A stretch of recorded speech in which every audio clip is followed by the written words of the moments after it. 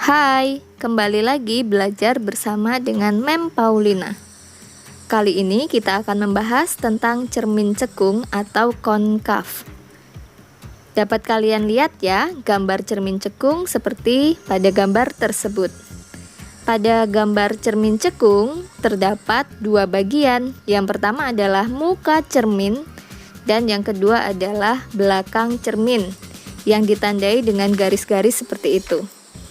Muka cermin berfungsi untuk memantulkan cahaya. Cermin cekung adalah cermin yang muka cerminnya berbentuk cekungan ke arah dalam.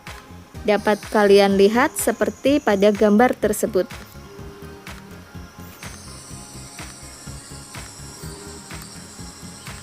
Jadi kalian sudah paham ya bentuk cermin cekung. Sekarang mari kita amati ilustrasi berikut. Cermin cekung bersifat konvergen. Seperti pada ilustrasi tersebut. Konvergen yang berarti mengumpulkan cahaya. Contoh penggunaan cermin cekung pada kehidupan sehari-hari adalah pada senter dan pada lampu mobil, dan juga pada alat yang lain. Bagian cermin cekung yaitu terdiri dari muka cermin dan belakang cermin. Pada cermin cekung juga terdapat sumbu utama yang ditunjukkan pada garis merah dan pusat kelengkungan cermin yang ditunjukkan dengan huruf O. Pada cermin cekung terdapat titik fokus dan jari-jari cermin atau dilambangkan dengan 2F atau R. Jarak dari O ke F itu sama dengan jarak dari F ke 2F.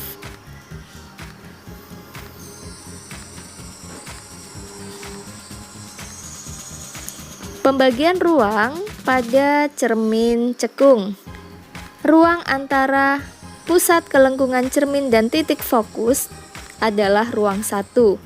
Antara titik fokus ke 2F atau R itu adalah ruang 2, dan dari 2F ke tak terhingga itu adalah ruang 3. Sementara ruangan di belakang cermin adalah ruang 4. Terdapat dalil yang menyatakan bahwa ruang benda ditambahkan dengan ruang bayangan jumlahnya haruslah 5. Jadi nanti kalau kalian menggambar dan hasil bayangannya itu tidak sesuai dengan penjumlahan itu, berarti ada yang keliru.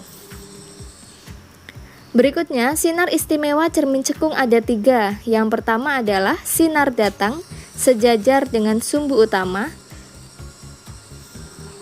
dan dipantulkan melalui titik fokus. Dapat kalian lihat ya, sinar datang sejajar dengan sumbu utama dan dipantulkan melalui titik fokus. Sifat sinar yang kedua, sinar datang melalui titik fokus dan dipantulkan sejajar dengan sumbu utama.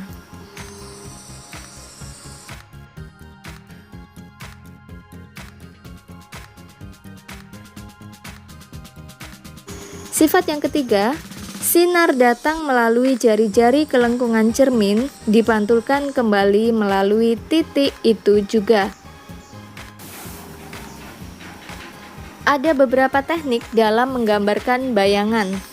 Menggambarkan bayangan pada cermin cekung harus menggunakan minimal 2 sifat sinar istimewa cermin cekung, dan sinar yang datang harus melalui kepala benda.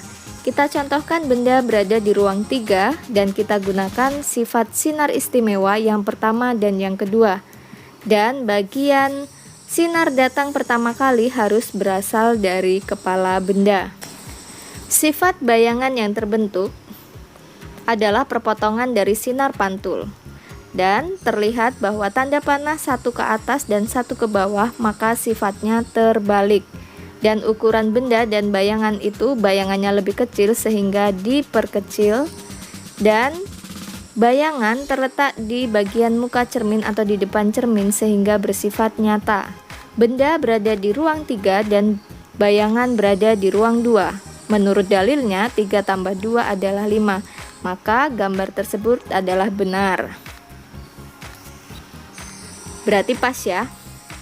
Nah, berikut adalah persamaan cermin cekung.